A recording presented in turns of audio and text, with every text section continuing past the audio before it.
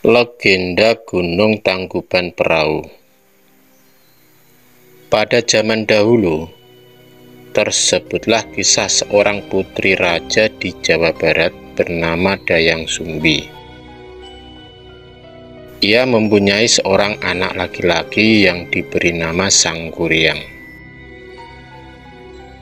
Anak tersebut sangat gemar berburu.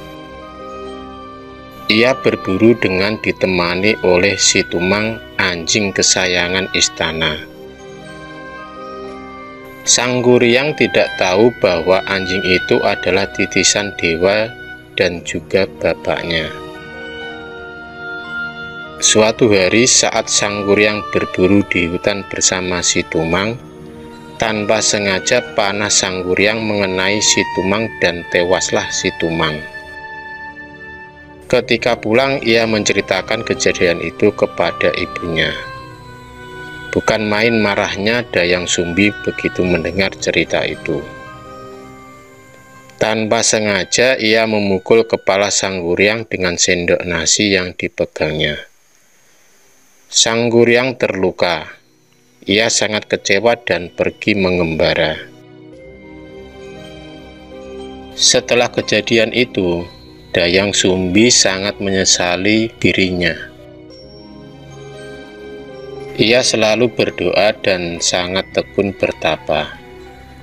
Pada suatu ketika, para dewa memberinya sebuah hadiah.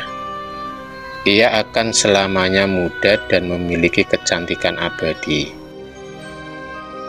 Setelah bertahun-tahun mengembara, Sangguryang akhirnya berniat untuk kembali ke tanah airnya. Sesampainya di sana, kerajaan itu sudah berubah total. Di sana dijumpainya seorang gadis jelita yang tak lain adalah Dayang Sumbi. Terpesona oleh kecantikan wanita tersebut, maka Sangguryang berniat untuk melamarnya. Oleh karena pemuda itu sangat tampan, maka Dayang Sumbi pun sangat terpesona padanya. Akhirnya mereka berdua pun saling jatuh cinta. Pada suatu hari, Sangguryang minta pamit untuk berburu. Ia meminta tolong Dayang Sumbi untuk merapikan ikat kepalanya. Alangkah terkejutnya Dayang Sumbi ketika melihat bekas luka di kepala calon suaminya.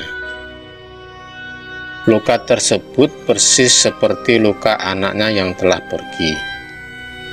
Setelah lama diperhatikannya, ternyata wajah pemuda itu sangat mirip dengan wajah anaknya. Ia menjadi sangat ketakutan. Maka kemudian ia mencari daya upaya untuk menggagalkan proses peminangan itu. Ia mengajukan dua buah syarat kepada Sangguryang. Pertama, ia meminta Sangguryang untuk membendung Sungai Citarum. Dan yang kedua, ia meminta Sangguryang untuk membuat sebuah sampan besar untuk menyeberang sungai itu. Kedua syarat itu harus sudah dipenuhi sebelum fajar menyingsing. Akhirnya Sangguryang menyanggupi permintaan Dayang Sumbi. Pada malam itu, Sangguryang melakukan tapa. Dengan kesaktiannya, ia mengerahkan makhluk-makhluk gaib untuk membantu menyelesaikan pekerjaan itu. Dengan dibantu bantuan jin-jin dan roh-roh halus, maka ia memulai pekerjaan itu. Dayang Sumbi pun diam-diam mengintip pekerjaan tersebut. Begitu pekerjaan itu hampir selesai, Dayang Sumbi memerintahkan pasukannya untuk menggelar kain sutera merah di sebelah timur kota. Ketika menyaksikan warna memerah di timur kota, Sangguryang mengira hari sudah menjelang pagi.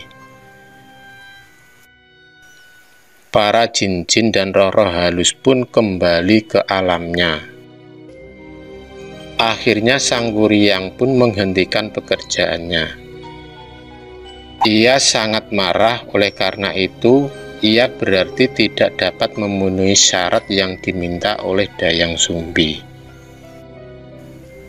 Dengan kekuatannya ia menjebol bendungan yang dibuatnya. Terjadilah banjir besar melanda seluruh kota.